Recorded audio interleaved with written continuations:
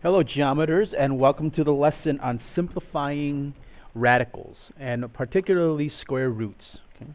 So before we get to the actual simplification, let's just talk about what it means for a number to be a perfect square. Okay? So a number is a perfect square if its square root is an integer or a whole number. So for example, 9 is a perfect square because the square root of 9, oops, this pen is out of ink already, the square root of 9 is equal to 3, which is a whole number. 10 is not a perfect square because the square root of 10 is equal to approximately 3.16 and some other decimals. Okay? Now in math, these decimals that are non-repeating, they're not exact answers, and we want to keep our answers as exact and accurate as possible, because as we do more complicated operations, if you keep rounding, you end up propagating an error. You end up with an incorrect answer just because you keep on rounding. Okay.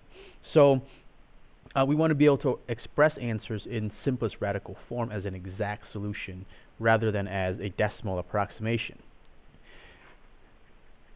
And it's helpful if we could list out the few perfect squares. Okay. So 1 is a perfect square because the square root of 1 is equal to 1. The next one would be 4. The square root of 4 is equal to 2. And I'm just going to fly through here. Square root of 9 is equal to 3. So 9 is a perfect square. Then the one that comes after that is 16, which is equal to 4. Okay.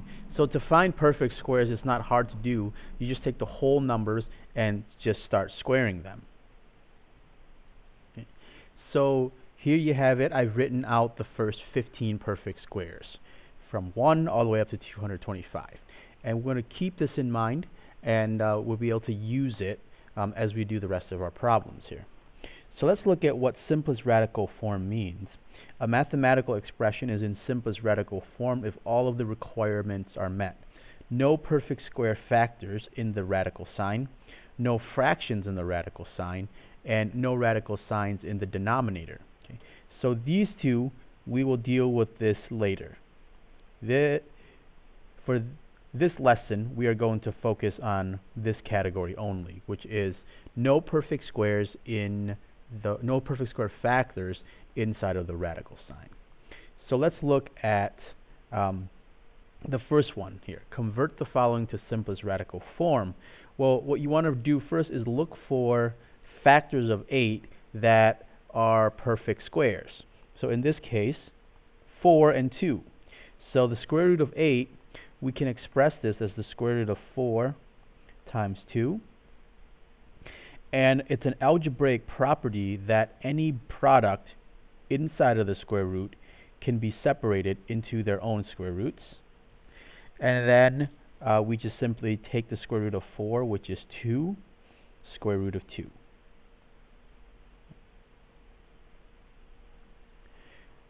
So that right there is simplest radical form. This 2 inside the square root can't be simplified any further because 2 in this case is a prime number. Okay. So let's try another one where we have a number that's slightly bigger, 50. Well, again, look on your list of perfect squares, and we see that 25 is a factor of 50, and it is a perfect square. So then we can rewrite this as the square root of 25 times 2, which is equal to the square root of 25 times the square root of 2. Then we can take the square root of 25, which is 5, root 2. And that is the final answer. Now, let's look at one where we have a slightly larger number, 108. So I look at 108, and I'm not really sure I can't immediately find any perfect squares in here. So what I'll do instead is, I know that this is an even number, So I'm just going to start factoring. I know that this can be split up into 54 times 2. Okay. Neither of these are perfect squares. And I'm going to keep going until I get something that is helpful to me.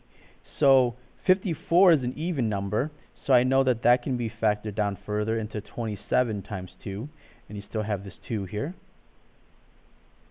Okay.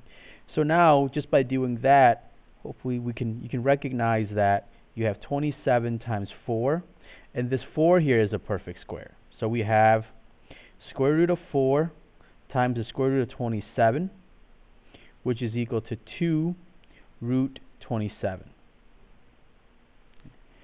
Now, you might want to stop. You might think that we can stop right here, but you have to make sure that this number here is not does not have any perfect square factors in it. So you have to double check. Are there any factors of 27 that is in this list of perfect squares here? In this case, 9 is a factor of 27. So we can split this up into 2 times the square root of 9 times the square root of 3, because 27 factors into 9 and 3. So then you have 2 times the square root of 9, which is 3, times the square root of 3. Then these two integers multiply to give you 6 root 3. And that is your final answer. Okay. So I purposely did this the longer way, just to show you that even if you don't know perfect squares right away, you could still just slowly factor down until you've eliminated all the perfect squares from inside the radical. Now, there's a slightly different approach that you could use.